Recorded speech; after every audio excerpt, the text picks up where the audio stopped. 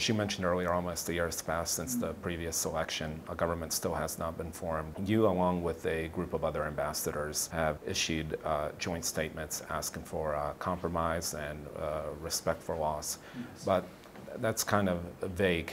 What would a compromise look like in this situation? The first thing is to say that this situation is not acceptable.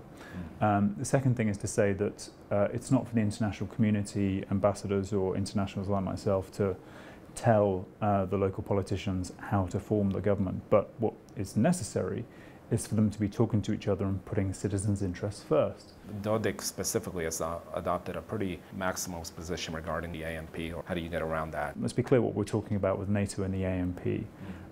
This is a technical cooperation document. This is not membership of NATO.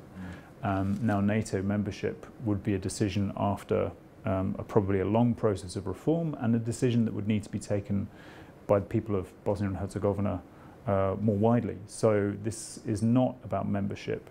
This is about continuing with the cooperation with NATO in the right way, and I think actually to the benefit of all. It sends a good message to the international investors who are interested here. It complements the EU path, and I think it's the right thing for the country to continue to work with NATO, but that requires, again, finding a practical way to do that and respect the decisions that have already been taken. It's even more than just cooperation with NATO. It's an observance of pre-existing laws, the defense law. So if there's an issue with the defense law, then the people who are opposed to it, why don't they come up with a new defense law? Draft a new law. Is this an executive debate or a legislative one? I'm glad you mentioned Parliament, because of course that's another thing that we're not seeing working very much at the moment. I mean, that is where you change the law. That is exactly the right place for those discussions. Parliament has a role to play. Frankly, the parliamentarians have been collecting their salaries for the last year, and I've seen very little for that.